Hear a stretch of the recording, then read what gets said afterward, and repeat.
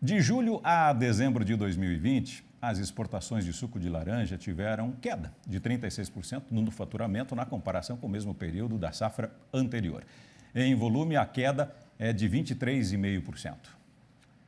E sobre esse assunto, eu converso agora com o diretor executivo da Citrus BR, Ibiapaba Neto. Olha ele aqui dividindo a tela comigo do JTV2. É sempre um prazer, viu, Ibiapaba, recebê-lo aqui no nosso Terra Viva. Desejar aí um 2021 bastante próspero, extremamente produtivo. E a gente quer saber de você, claro, né, entre tantas outras coisas e assuntos, quais, especialmente fatores, eu diria, explicam a queda nas exportações neste último semestre. E a bienalidade da safra, na sua opinião, pesou nesse resultado? Seja bem-vindo, boa noite. Boa noite, Márcio. Primeiro de tudo, é um grande prazer estar aqui com vocês de novo. Hein? Um feliz 2021 para toda a equipe aí do Terra Viva e para todos que nos assistem. Bem, de fato, como você colocou, a bianualidade ela é um fator bastante marcante na citricultura e tem sido muito marcante nos últimos anos. Então, o que significa isso?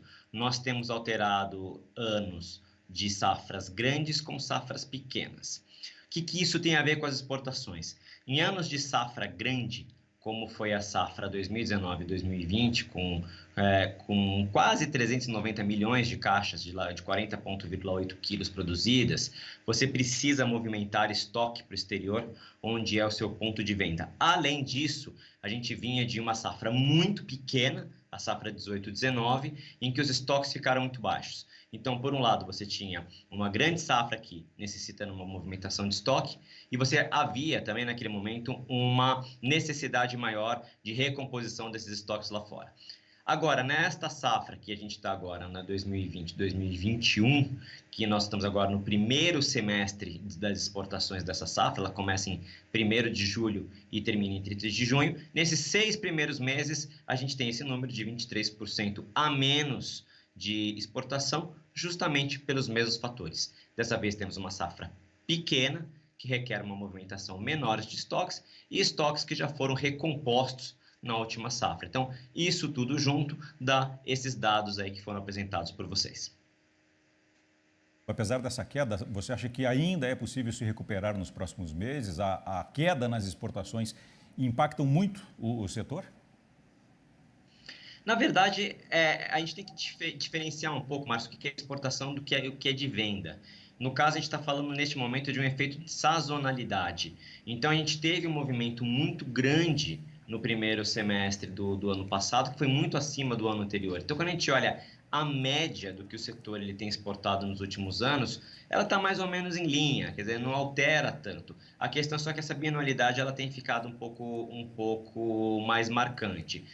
Uma pela outra, quando a gente terminar a safra lá na frente, a gente deve terminar aí o ano mais ou menos entre 1 milhão e 1 milhão e 100 mil toneladas exportadas, que é o que a cadeia tem exportado nos últimos anos. A questão só é que o ritmo de embarque neste primeiro semestre foi muito mais lento se comparado ao mesmo período do ano passado, justamente pelos fatores apresentados, mas não tem necessariamente a ver com demanda.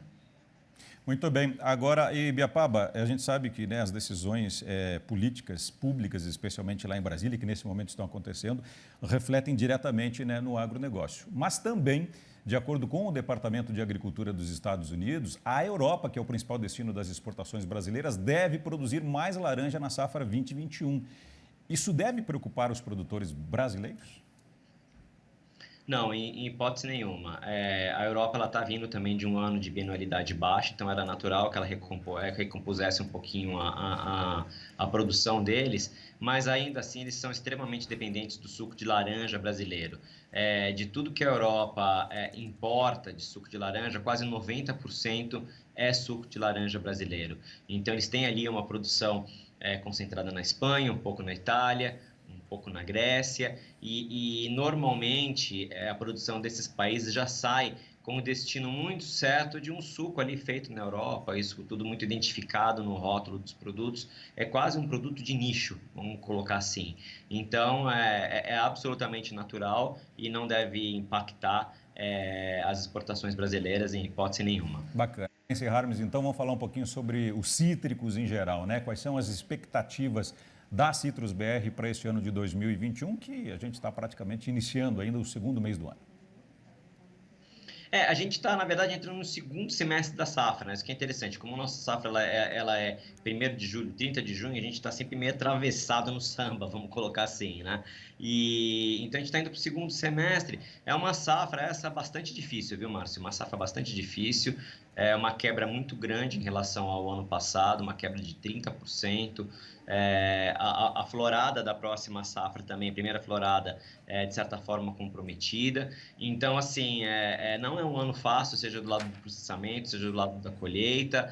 A gente teve todos esses desafios aí de Covid para enfrentar e, felizmente, aí o setor se saiu muito bem nisso. Agora, esperar essa safra se concluir, a colheita deve estar chegando já ao fim agora, no final de janeiro, com pouquíssima coisa para colher em fevereiro, se houver, e aí vem a entre-safra. E aí lá para final de maio, começo de junho, a gente começa a safra 21, 22. E a gente tem que esperar para saber como é que é o tamanho dessa safra Muito bem. e principalmente as características. Bacana. Ibiapaba Neto, mais uma vez, muito obrigado a você, a Citrus BR, pela essa entrevista e até a próxima oportunidade. Tenho certeza que vai ser em breve. Um grande abraço, viu? Até a próxima. Valeu. Até a próxima, prazer. Obrigado, prazer é nosso. Boa noite.